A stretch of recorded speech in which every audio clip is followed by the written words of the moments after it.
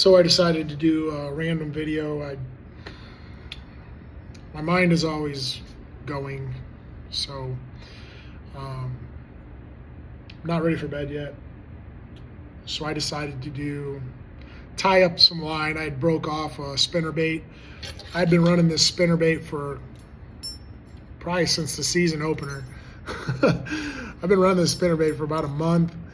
You can see it's all beat up, the paint's all missing, and I've replaced the trailer bait and the trailer hook a few times. Caught a couple really good fish on this.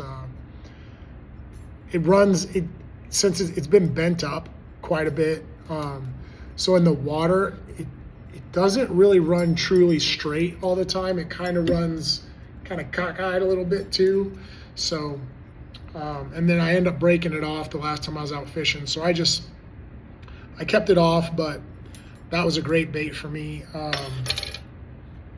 Man, I caught a lot of fish on that, and it's a good time. The other thing is I did get a new reel. I got that from a good friend of mine, and so I spooled it up with some Power Pro. It's 30 pound, I think it's 30 pound Power Pro braid. And then since I broke the spinnerbait off, I'm going to replace that spinnerbait with a new one. And that has, I think, 12 pound fluorocarbon for line. So I got the line already run through the rods. But what I wanted to show was kind of like knot tying and why you're going to tie certain knots. And usually, I mean, tying knots can be difficult. So most of the time when you tie up, you're going to probably tie up the night before you go fishing. All my rods and reels are usually tied up previous to me going fishing. So like, I'd probably say the night before. I usually tie everything up and make sure everything's solid. I think the most rods and reels I'll probably take 12. 12 would be the most, 6 on each side of my boat.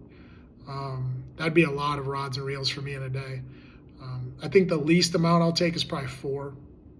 So I'll have those all tied up, ready to go, probably the night before I go fishing. So this is gonna be a little bit about knots, a little bit about baits, a little bit about tackle. So I wanna start out by saying, I use a lot of these Plano boxes. They're pretty solid, pretty good. And I need some, I already got it.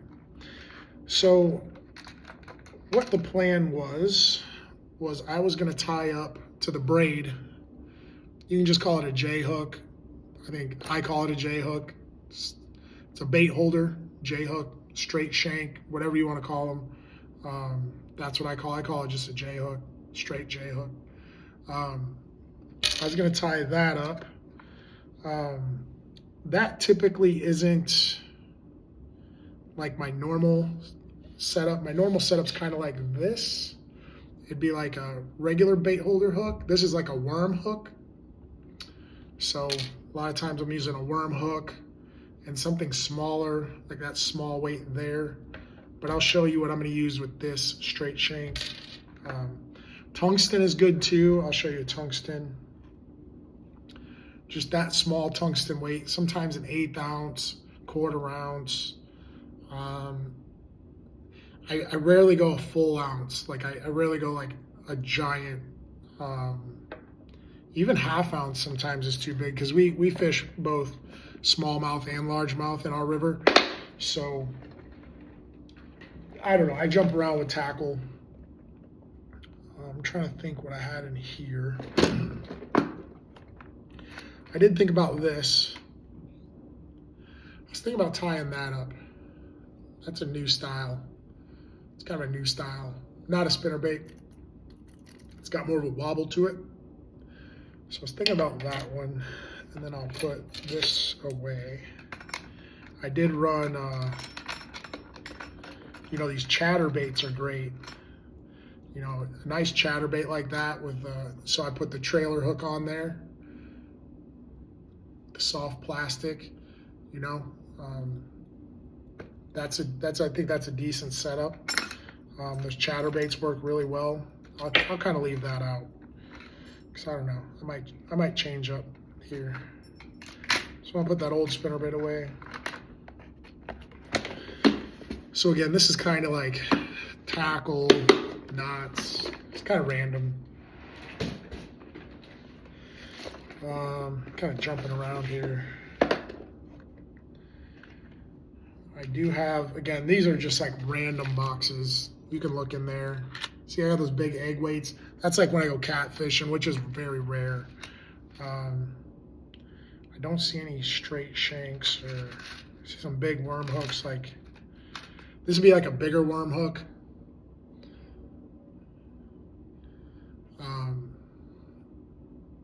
Yeah, usually, again, we fish both largemouth and smallmouth, so sometimes I'll use, typically I'm not using a worm hook that big. I'll usually use a smaller one just because if I'm in an area I think that has smallmouth, I'll probably go to a smaller hook. I do have some spinner baits in here, but I don't think there's anything I want to use right now. I kind of stay off that stuff.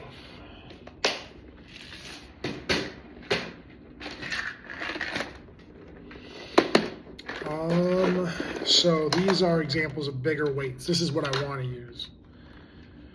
So, and I'm not sure if these are, I already used these, but that there, I'm trying to think, those are the same size. One might be tungsten though. Sometimes I like these different colors. Sometimes when the sun hits them, kind of, I think the fish see them and they're like, what is that thing? I will need some bobber stops. These are kind of leftover bobber stops, so I'll probably use those just because those are the last ones. And there is no trailer hook on that bait. So I got a bunch of trailer hooks here I'm going to pull out. So trailer hooks are made to go on the back of your spinner baits, chatter baits. I really don't know what to call that. I say it's a wobble bait. Right? Sometimes I lose the names. Always important to keep some nail clippers in your tackle. That's key for line and cutting real sharp and, you know, really close to the knot. If you want to get close to the knot without tearing your line up, usually you want to use some nail clippers. I'll tell you, these are interesting. I got these for free at K&K Hardware. I know the guys there pretty well, and they had some free baits, some things that didn't sell, and they were giving these away. And it's a bait holder hook with a light weight on it, and then it's got these two little weed guards. And I've been fishing this thing, and it's really good. But I got these for free, so I got quite a few of those for free. They were just sitting there on the counter, and they had free on them. I said, hey, do you mind if I take a couple of those? They said, no problem. I do like these too. And just so you know, sometimes I paint these. I mean, it's not hard to paint them. This weight right here, it's got kind of like a blunt front to it instead of a pointed. Like most of the time, they're very pointy. So like that has got a good point to it. But this has got more of like a bullet shape, like a blunt end to it. It's kind of shorter. I like those. But what I'll do is sometimes I have a green pumpkin or brown or different colored powder coating. You heat those up, you hit them with that powder coat, and it melts right to it. It's painted, done deal. You just let it cool off, you're fine. So I do paint them sometimes, but I try not to get too much into painting or making your own skirts and painting your bait. I try to stay away from that because I like fishing. So some of this stuff that I know I'm not going to use, I'm going to put back. A lot of these, again, these are random. These are kind of like random boxes that I kind of mix and match some things. Put this stuff back. I'm going to leave that trailer hook out. Throw this back. I don't need that. I think I am going to use that. I'm not sure where I got that. And I don't even remember what what kind of front end that is.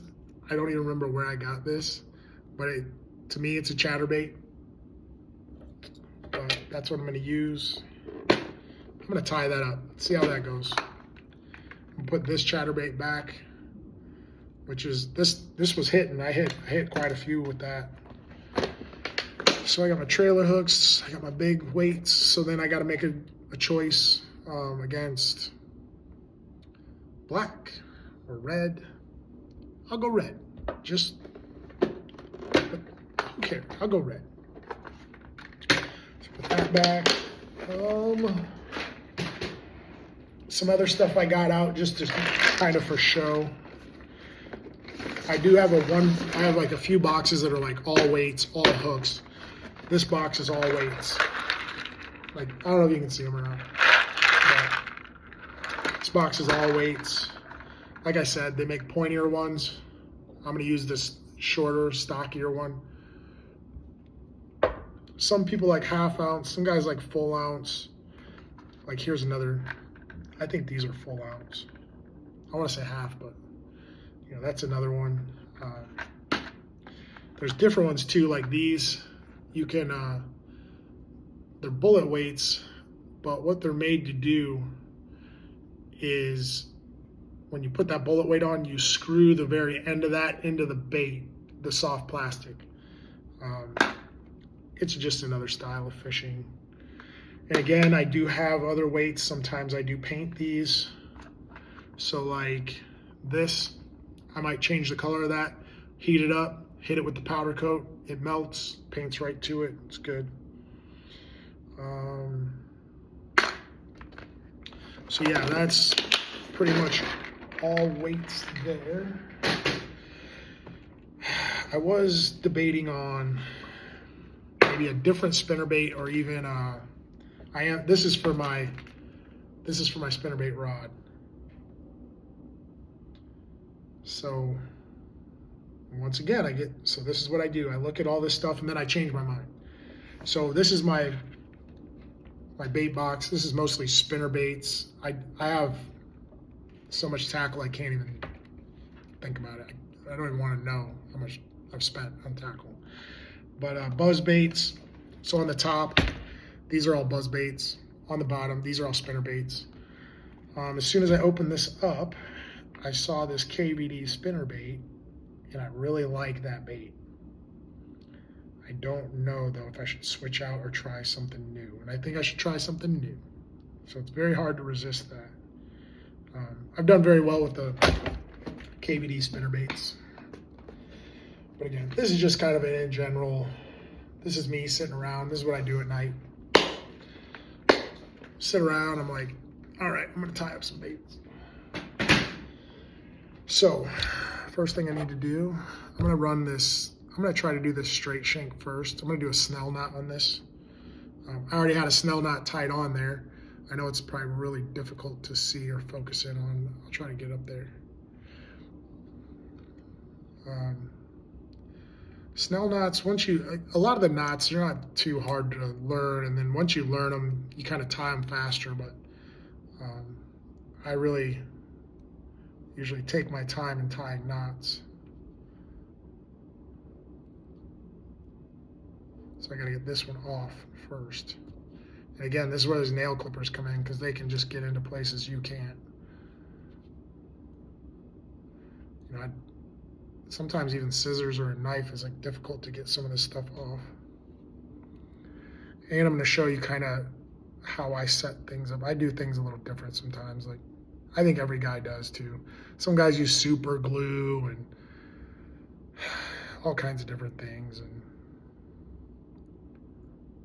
I mean, I try to stick to the original stuff, but sometimes I change up a little bit. All right, so what I'm gonna do is I'm gonna put, because I got these leftover bobber stops, I'm gonna put a couple of these red ones on top of this bait holder, or this weight, I should say, first. So the bobber stops are stopping the weight. That's what I'm gonna do first. So you put those bobber stops on there. All you do is feed it through the loop. It's hard to show, but If you see on those bobber stops, see that little loop at the top right there? There's a red bobber stop and there's a loop up there. You feed the line through there and then you just pull the bobber stop and it feeds the bobber stop right onto the line for you. Boom. And then I got these 2 left. We'll see how that works out. You always want to lubricate the line if you're going to move those bobber stops, because then you don't burn them. You don't burn them before you use them. So I'm going to use red, and I'm going to go with that shiny red weight. Put that one on there. I think the most important thing about tying a snell is make sure you go through the front eyelet. So what I'm referring to as the front, if this is the J, this is the front. So if you hold it up, you want to put it through the front. That's, to me, that's the front, okay? So I go in the front. I'll probably put it here. Boom. Sometimes these are hard to see, they're so tiny. Okay, go down the front, pull my weight up to it. So on the back end, you're just gonna run that line straight down the back of that hook.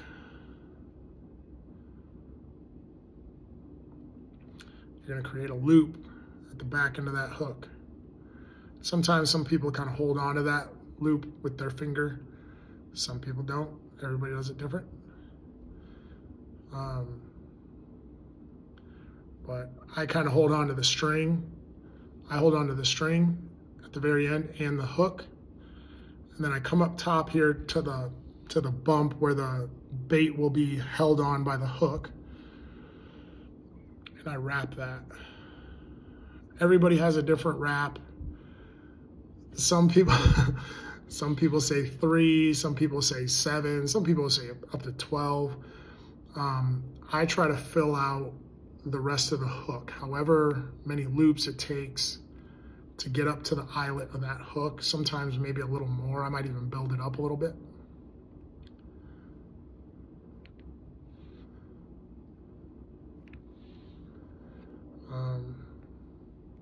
I'm just gonna keep looping until I fill out that eyelet, the space between the bait holder and the eyelet. Now, I'm gonna come back down to that loop that I was holding on to. I'm gonna run my line through there. I know you guys can't see this. It would be too hard to see anyway. So you gotta keep that tight at the top, run that through the bottom, make sure that everything is tight up top. You're gonna run that right out the bottom of that loop. Now, this is what's tricky about this loop, is instead of pulling this to tighten it up, you gotta pull the main line. So I hold that, hold the hook, little lubrication,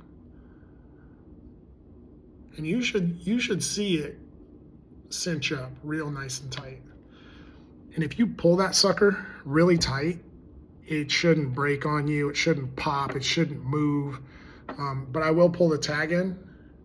I'll pull the tag in real tight as I can, and I pull the main line as tight as I can.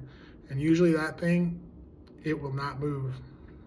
Now, the reason why you're doing this is so that when you set that hook, it's kind of hard to show, but let me flip it around. When you set that hook, when it's tight, it's gonna pull that hook and it's gonna make that hook go straight up or into the mouth of that bass. So a lot of times, this is the action you're looking for.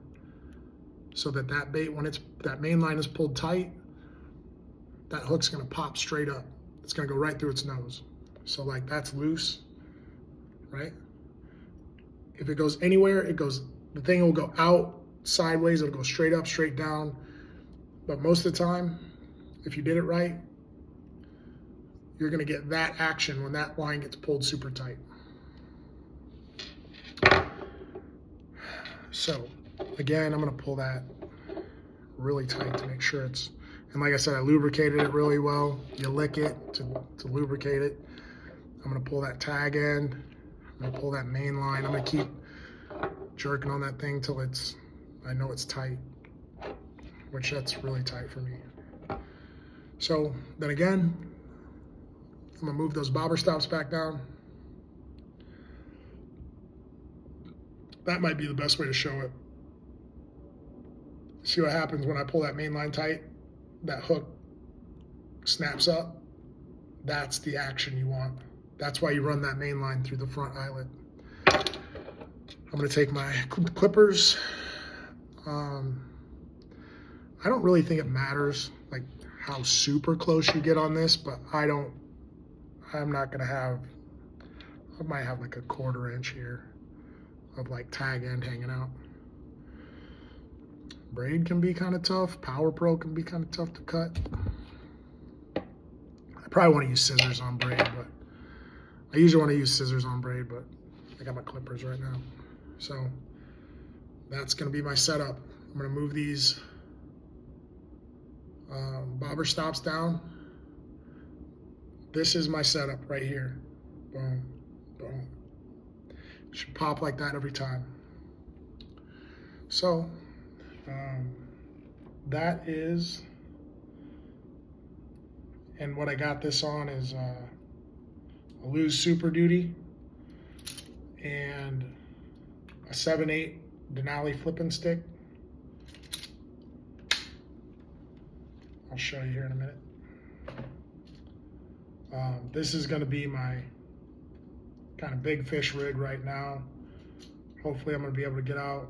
There's a certain spot I'm going to go to that holds some bigger fish, and this is the thing I'm going to fish there. So we got the Denali Covert Series, Lose Super Duty, about 30-pound Power Pro, and the big flipping setup. I think that's going to work for me on that. And again, this isn't really like a great tutorial. This is more like just me showing what I'm doing. Like when I'm sitting around, I got nothing to do. I'm gonna tie up some baits. So this one, honestly, I don't think I've fished this before. I don't even know where I got it. So, but I will show this knot, and I don't even know the name of this knot, but I'm gonna show it anyway. It's a fluorocarbon knot. This is the knot I use for all my fluorocarbon stuff. If I'm in a jam or I need to tie something real fast, I will tie usually a cinch knot or an improved cinch knot. But this knot, I really don't even know the name of it. I just looked up the best fluorocarbon knot. I found this one, and it's always worked for me. So this is what I do. So anyways, you got your little loop there. Run it through, and then I run it back through, so that basically I have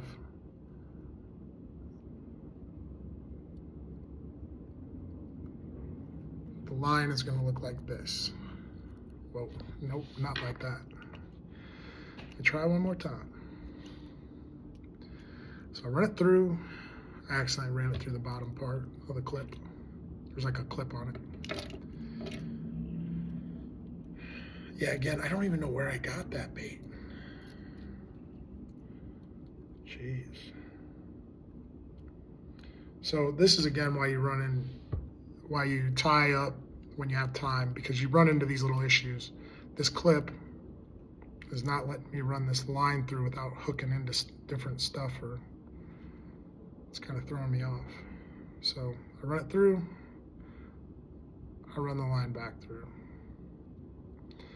I think the interesting thing about this fluorocarbon knot is you end up with 3 tag lines. So this is how this should end up.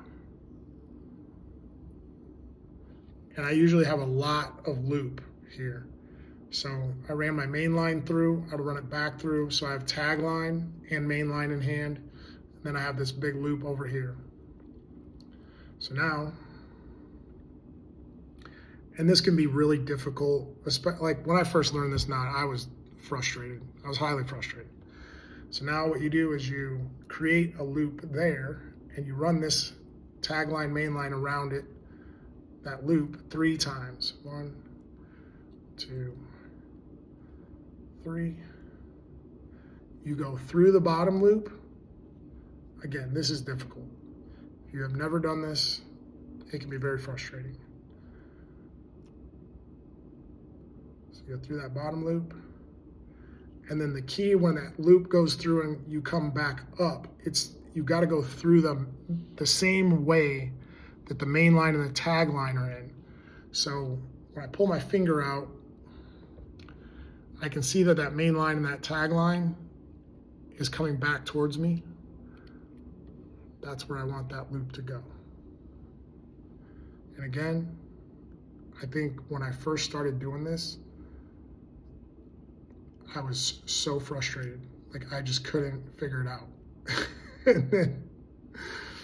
And again, this is not a knot I'll tie when I'm looking for speed. If I want to tie something fast, I'm usually tying a cinch knot or improved cinch knot.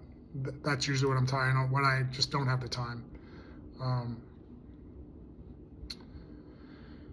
So, I'm a little lost here again. I was talking and got lost. What I wanted to show was how this knot's gonna set up. This is the setup for this knot. This is what you're gonna end up with. That's what it's gonna look like when you get tied up correctly. You wanna grab the main line, tag line, and that loop. Lubricate your mouth, lips, whatever, tongue. So I'm just gonna pull this a little bit to get it started, but I also pull that loop.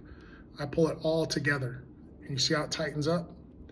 Then when I get it tightened up, I grab that main line, I grab that tag line together, and I bring it down. And it should come down to that little clip. Now I have a lot of main line, a lot of tag. I again grab that loop and the main line, tag line, and I'm gonna really cinch that sucker up. If it breaks, I've had many of these break. If it breaks, you did it wrong. But this is really tight. It's on there really good. Sometimes I use my thumbnail just to kind of press it down, maybe like. And fluorocarbon, it's a stiffer line, but typically doesn't break. If it breaks, you did it wrong. But if it's super tight, I'm telling you, that'll hold up against just about anything. So again, this is just what I do. I don't know, and I don't know the name of this knot. I have no idea what the name of this knot is. Somebody maybe could tell me. Again, get my nail clippers, and I'll tell you, I've done this before. I've tied this knot. I've taken the time to tie the knot, and I bring my nail clippers up and tie them and clip the main line. But you have 3 tag ends now. So I don't want to clip it right on the knot. It's going to be just kind of off. You see those little tags? So you're going to have 3 tag lines now. I could add the soft plastic now, but what I'm going to do is, I think I'm going to wait for that. I pretty much showed the knot, I showed the baits. I'm going to throw this sucker. Again, I don't even remember where I bought this bait or what they call it. I don't even know who makes it right now. I have to figure all that out. But this was just a video I thought I'd do off the hook. See kind of where I land. But again, I'm going to throw this on my spinning rod. Or not my spinning rod, geez. My spinner bait rod. I throw Denali lithiums. This Denali lithium has been probably the best rod I've had in my hands ever. So throw Denali lithium. I got that on a Lew's BB1. It's a great setup for me. Yeah, that's what's working for me right now. Since I don't have the soft plastic, I'll wait on the trailer hook for that little chatterbait. Hold on to these. Got a couple of those left. My nail clippers. Everything else is trash. We're at 30 minutes on this video. I'll just upload it, but I think it's a good example of a snell knot. It's a good, that's a good punching. If you want to punch with that bait, you can. It's a good flipping setup. I'll probably throw a big bug on there, like a big soft plastic or something like that. And then this other chatterbait style